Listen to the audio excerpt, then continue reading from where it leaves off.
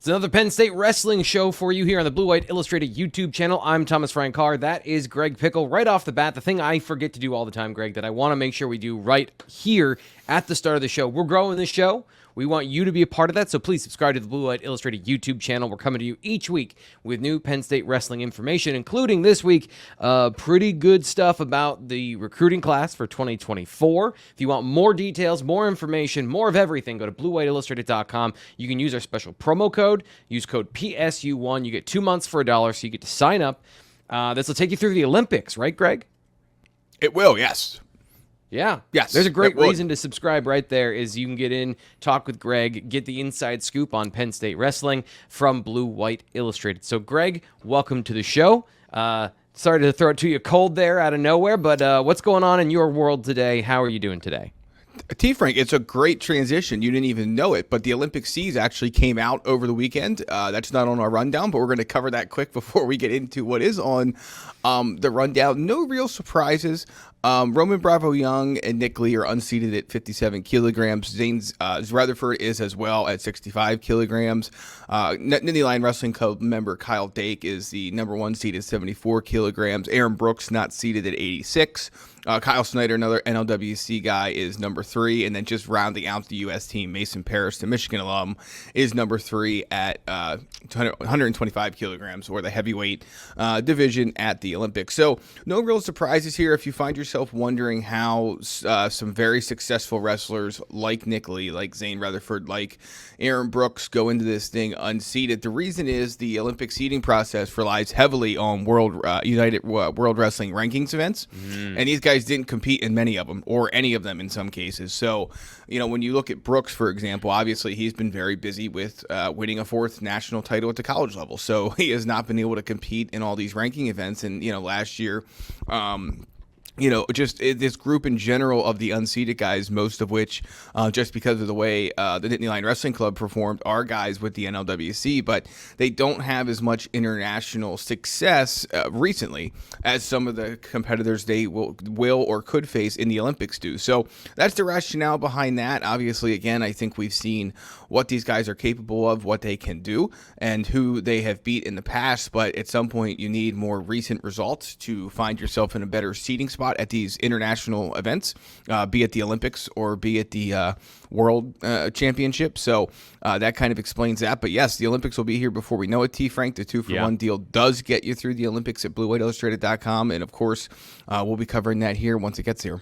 Does that provide any disadvantage? Obviously, if they're the better wrestler, if they're one of the best wrestlers in the field, it might not matter, but lower seeding obviously gives you tougher matchups. That's the whole point. Do you think that could affect anything as far as not just the Penn State representatives, but the U.S. team in general?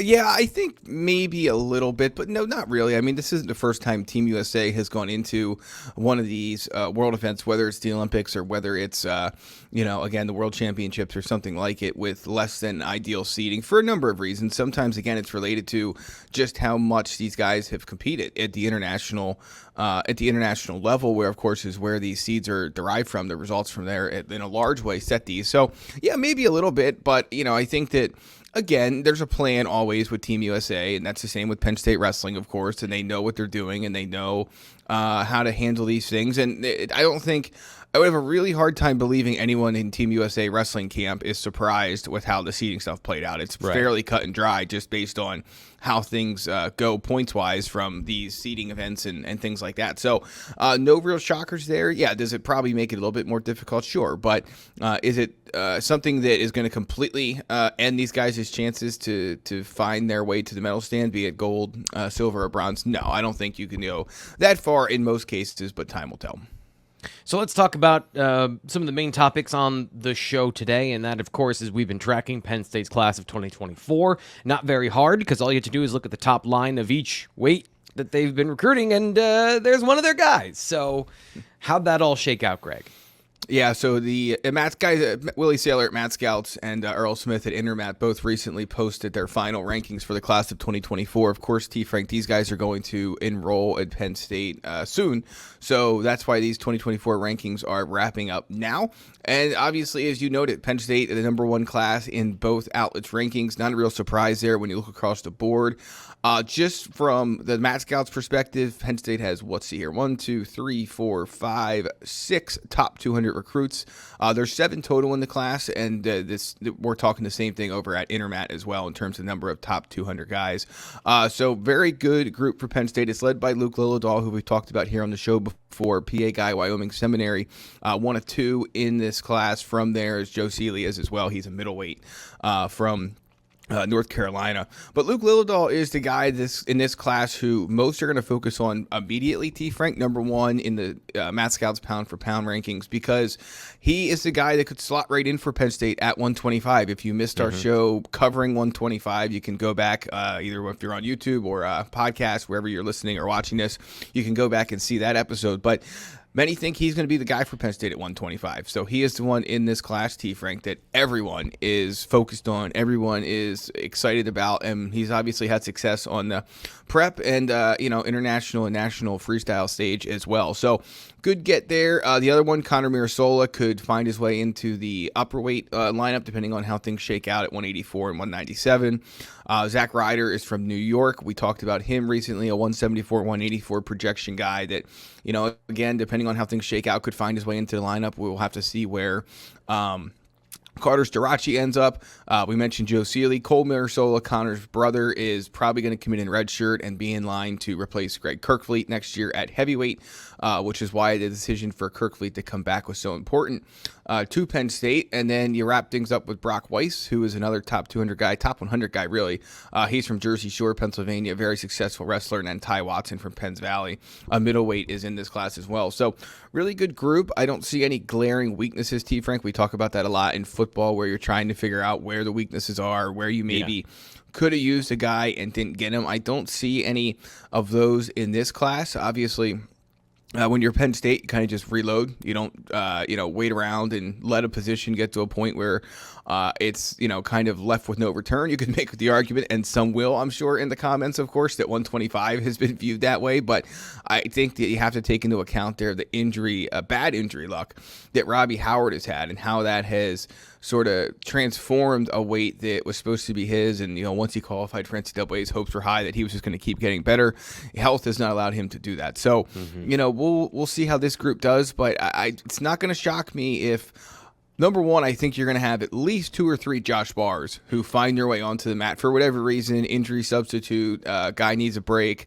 You're wrestling somebody that, one of your veteran guys does not need to wrestle, whatever. I at least think we'll see a couple of those, a few of those guys. And then as terms of starters, at least 1 with Lilledahl, and it could be as many as 2 or 3, just depending on how things shake out. So let's move on to the next topic that we have here, which is something we've already brought up, and that is Aaron Brooks. He is the Penn State Male Athlete of the Year. Hard to argue with that, Greg.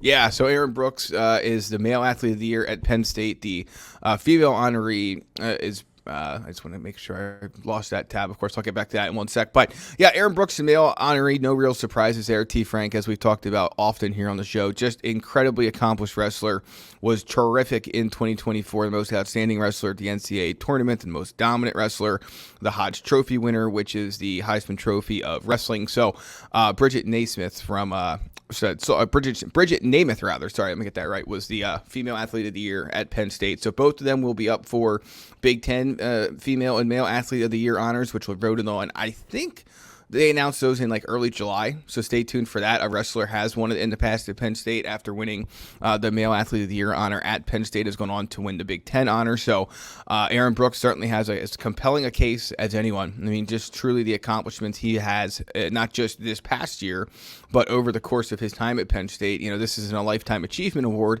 but for Aaron Brooks, it sort of is a culmination of his career and what he's done at Penn State. His last season was really demonstrated all the things he's been so good at over the course of his time at Penn State. So big honor for him. We'll see if the Big Ten elects to recognize him. Obviously, there's a ton of good candidates at that level when you get the best of the best from every Big Ten school. So we'll see, but yeah, kudos to him and Bridget Naismith as well. Naismith, I'm gonna get that right. Softball, very good softball player. If you haven't followed her first year at Penn State, just outstanding pitcher for Penn State. So that's the story there. And again, I think that Penn State will miss Aaron Brooks, and without question, you look at what he did for Penn State, and certainly a lot of younger guys are trying to now emulate his way of doing things at Penn State. So certainly a good honor for him, and we'll see where things go from here in terms of that Big Ten possibility. Speaking of some of those young guys trying to emulate him, class of 2026 is underway. So what do we know about 2026 recruiting for Penn State wrestling so far? Yeah, so of course, if you check things out at BlueWheatIllustrated.com, I'm not sure if you guys covered it on the show or not yet, T. Frank, but on the football show, but recruiting is underway for the class of 2026, which means coaches can now contact and have contact with classes or recruits in that class. That's easy for me to say. Look, for Penn State in this cycle of 2026, I thought Willie Saylor at MatScouts put it best, and there's no real other way to put it. It's Bo Bassett or bust for Penn State in this cycle. One of the top wrestlers in the country. I mean, most having the top pound-for-pound wrestler in the class of 2026. And if you just did pound-for-pound overall, he'd be in that conversation as well as one of the top guys, regardless of age. Clearly, like I said, one of the most accomplished wrestlers, from Bishop McCourt out in Pennsylvania. He's a middleweight guy. I think he's at 157 right now or something in that ballpark. I can't remember what the PWA weights are specifically, but he has, accomplished almost everything you can at the high school level. His teammate, Jax Forrest, is also from, like I said, Bishop McCourt, projects at 141, another high priority target for Penn State. And, they may not get both of them, but certainly they're going to want to try and get one of them. And there's no doubt that David Taylor will be among those pushing for these two Pennsylvania guys. He certainly knows both very well. And Bassett has some Team USA background, so he was with David before David got knocked off that team by Aaron Brooks. So, I think there's no question that those two guys are the ones that Penn State fans are going to watch closest. And, I don't expect either to be in any kind of a huge hurry to make a decision. So if you're thinking this might be like some other sports where, there's a no-brainer, these guys are PA guys and they're going to go to Penn State and they're going to commit right away, I don't think that's going to be the case. I think it'll play out a little bit, for these two at this cycle. So, when you're thinking of how long that could take, I think we're probably at least a year away from a commitment for either one of them. We'll see. But, ultimately, I think those are the top two guys to watch. And then, one other guy I think that's interesting, and Willie points him out in his article, just kind of looking at some top 2026 guys. Michael Mako is a heavyweight from Florida. He has some ties to the Penn State State College area. So in terms of Bo Nichols UFC gym, so interesting name to keep an eye on there. But yeah, it's those three that really stand out. And look, Bassett is by far and away the top guy to watch in that cycle. It's a long way away, T. Frank, class of 2026. Yeah. So, we're not going to get too crazy about it, but at the same time... You say that now. It'll be here right in a hot second for sure. It will. Yes, it will. By the time we know it, we're going to be talking about nationals next year and the class of 2025 getting here and the 2026 class not being 2 years away, but 1 year away. So, yeah, no doubt about it. But, yeah, that's the kind of short and sweet version of what Penn State is looking for in the class of 2026. In the weeks ahead, we'll get into the class of 2025 as well. But Penn State certainly will look to continue reloading, and there's no reason to think it will have any trouble doing so. That'll do it for the Penn State Wrestling Show here on the Blue White Illustrated YouTube channel and BlueWhiteIllustrated.com.